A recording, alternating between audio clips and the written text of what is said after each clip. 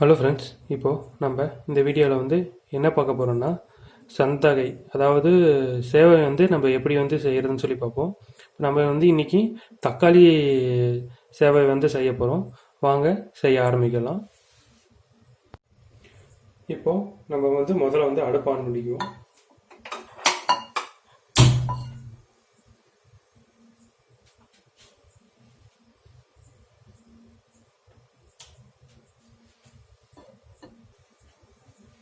இப்போ நம்ம ஆயில் ஊற்றிக்குவோம்.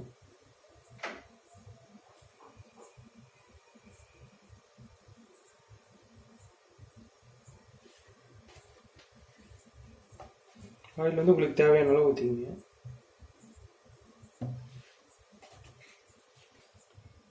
இப்போ பார்த்தீங்கன்னா எண்ணெய் நல்லா சூடாகிடுச்சு. நாம் முதல்ல கடுகு ஆட் பண்ணிக்குவோம்.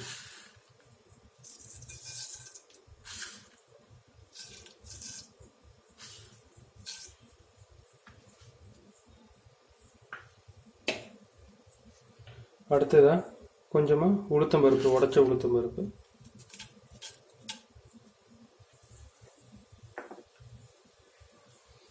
அடுத்தது கொஞ்சமாக கடலைப்பருப்பு.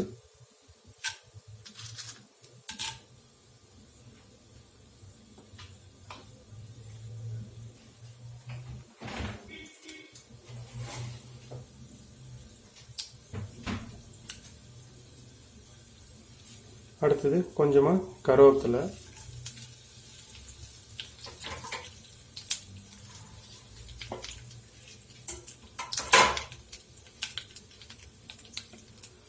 அடுத்தது வரமிளகாய்.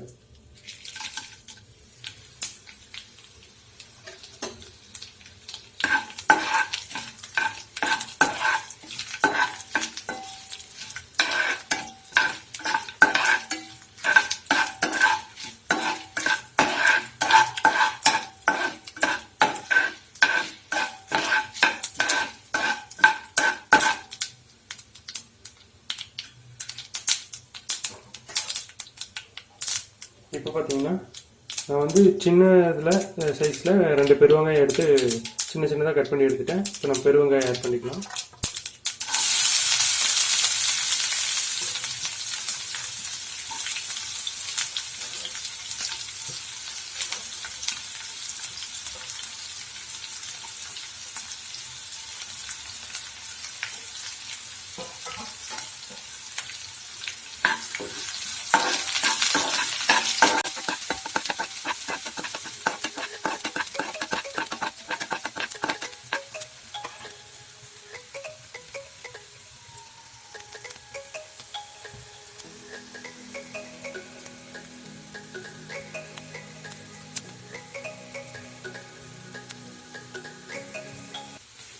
அடுத்ததாக நான் ஒரு பெரிய தக்காளி எடுத்து சின்ன சின்னதாக கட் பண்ணி வச்சுருக்கேன். இப்போ தக்காளி ஆட் பண்ணிடுவோம்.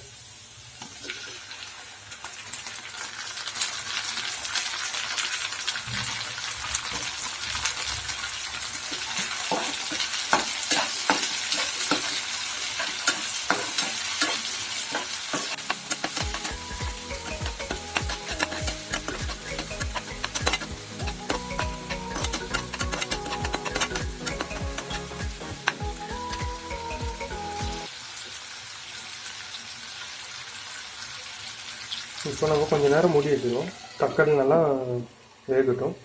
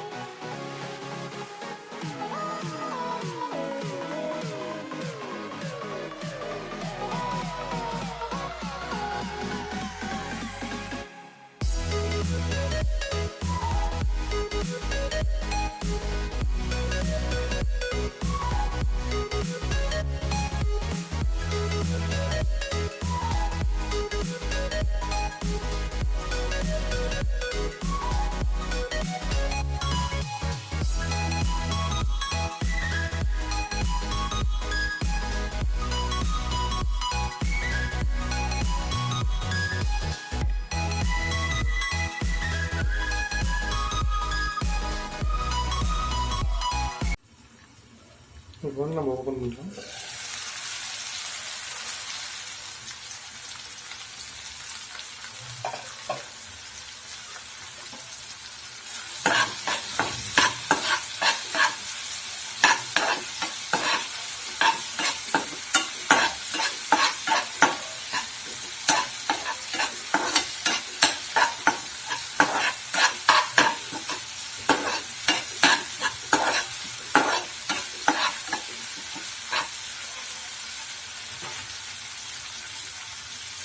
இப்போ நம்ம இதில் கொஞ்சமாக வந்து மஞ்சத்தூள் வந்து ஆட் பண்ணிக்கலாம்.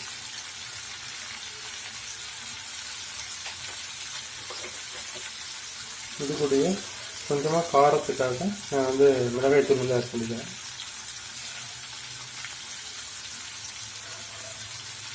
நல்லா மிக்ஸ் பண்ணிக்கணும்.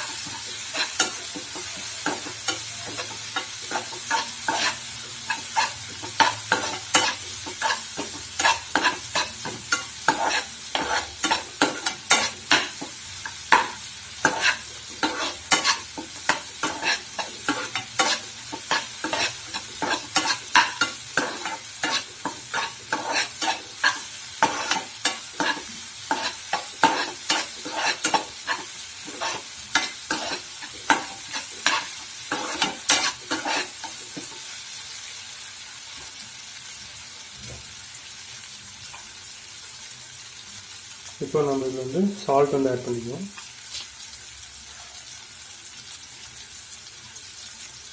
நான் பார்த்தீங்கன்னா 2 ஸ்பூன் வந்து சால்ட் ஆட் பண்ணுறேன்.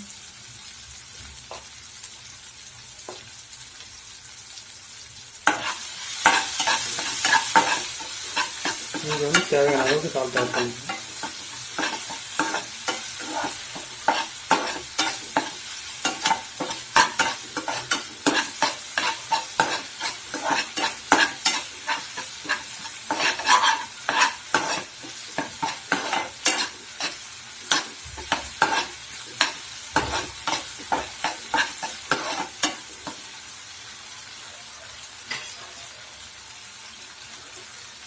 இப்போ ஓரளவு தக்காளி நல்லா வணங்கிடுச்சு. இப்போ பார்த்தீங்கன்னா நான் வந்து சந்தை வந்து கடையில் வாங்கிட்டேன். நீங்கள் வீட்லேயே செஞ்சு போடலாம். இந்த கடையில் வந்து ரெடிமேடாக வந்து சந்தை வந்து விற்கிறாங்க. நீங்கள் வாங்கி ஆட் பண்ணிக்கலாம். பார்த்தீங்கன்னா நல்லா சாஃப்டாக இருக்குது. இப்போ வந்து நம்ம வந்து இதை ஆட் பண்ண போகிறோம்.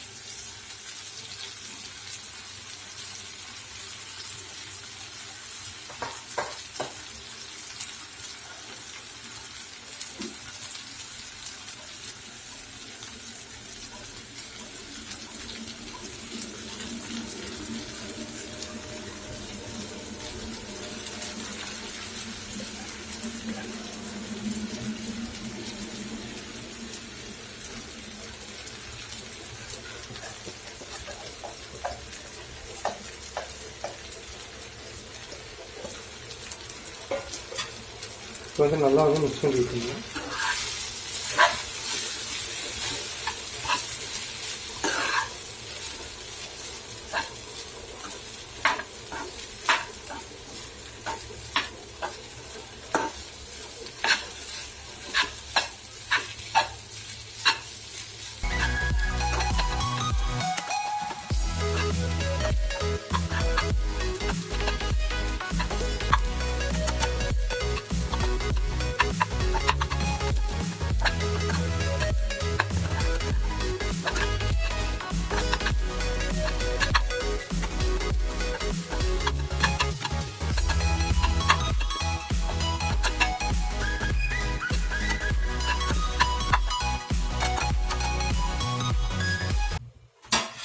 பார்த்தீங்கன்னா நம்மளோட தக்காளி சேவை வந்து ரெடி.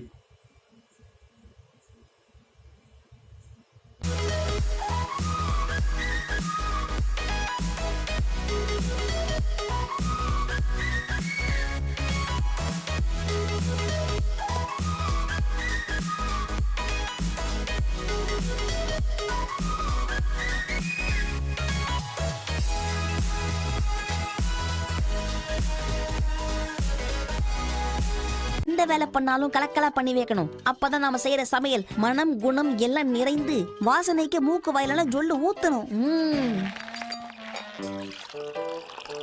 நான்வெஜ்ல முக்கியமான விஷயம் காரம். அதனால சில்லி சாஸ் இதுல எந்த அளவுக்கு போடணும்னு எனக்கும் தெரியாது, சாப்பிட்டாதான் தெரியும்.